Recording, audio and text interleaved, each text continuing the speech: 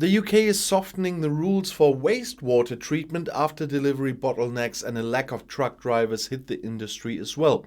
At the beginning of the week, the Environmental Agency published a guideline with which it allows the operators of sewage treatment plants to return wastewater to rivers and groundwater that has not been treated.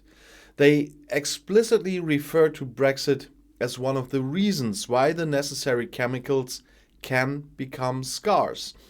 The Association of the Chemical Industry has been warning politicians since the beginning of the summer that problems with the supply chains could lead to chemicals becoming scarce. Agriculture and water treatment are particularly affected.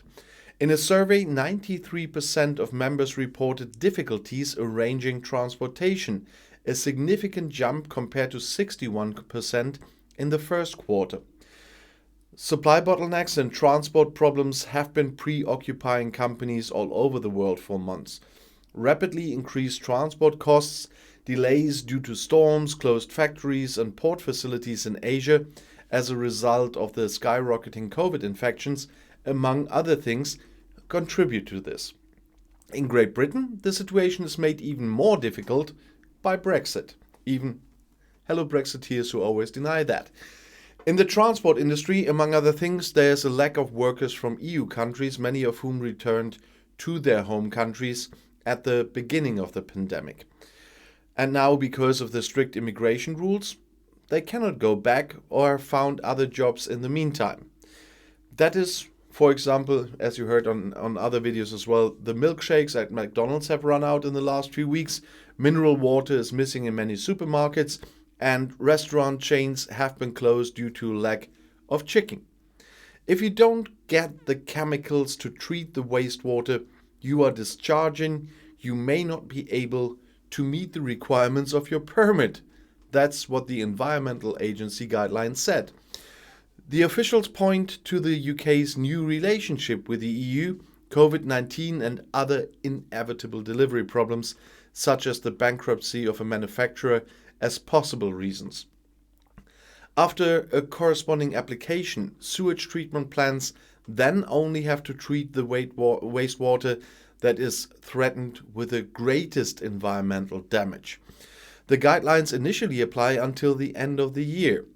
The drinking water supply is not affected by the requirement, emphasized a ministry spokesman, and I think that's important to emphasize. The UK sewer system has come under pressure in the past few years anyway. Sudden heavy rainfalls have become more frequent due to climate change, so overflow basins are used more and more often, intended to relieve the sewage treatment plants in rare special cases. Untreated or hardly treated water flows from this into the rivers.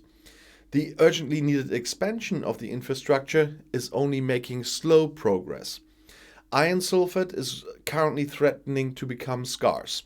The product is used in both mechanical and chemical wastewater treatment. The lack of truck drivers are definitely to blame for the shortage, said the industry association Water UK. Around 100,000 drivers are missing in the country now. According to data from the ONS Statistics Agency, half of the 40,000 truck drivers from the EU have left the country since the outbreak of the pandemic. In addition, there are local drivers who have given up the job. For many months, due to the pandemic, no driver's license exams could be taken. And for his industry, he feared that the situation will not be diffused for a long time, said Tim Dodgett, Executive Director of the Chemical Business Association, to The Guardian.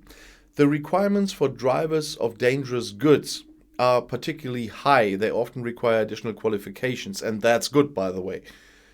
But he says, when you have a driver who has the prospect of a job where he doesn't have to come out of the cab and handle dangerous goods, and one who is paid just as well, but who has to handle dangerous goods, and for whom you have been specially trained, you have to know what kind of job the driver is going to do, Dodgett said. And payment is another point there, of course. The government has so far responded to industry pressure by reducing the mandatory rest periods for drivers. Yeah, congratulations if you do this with this dangerous stuff. In addition, various driver's license tests are now to be combined in order to shorten waiting times. Affected companies and associations have been pushing for an exception rule for foreign truck drivers to allow them into the country with temporary visas. Economics Minister Kwasi Kwarteng gave them a clear refusal when he emphasized in a letter to business representatives at the end of August that foreign workers would only be a short-term interim solution and they should therefore rather employ locals. Yeah, but he didn't tell them where they should get them. The new relief, while helpful, does not solve the pressing problem, said Duncan Buchanan, policy director at the Road Haulage Association. He calculated that with the relief up to 3,000 truck driver license tests could be carried out per week. With the usual failure rate of 44%, it would still take 2 years to fill the 90,000 vacancies, if so many people apply at all. There is also another problem suspected a freight forwarder. The driver's license office is a mess. My impression is that they are totally understaffed. And seriously, once again, reducing the security on those trucks cannot be the way to do this, getting more dangerous. That is not something to fiddle with. Seriously. I'll see you in my next video. Bis gleich.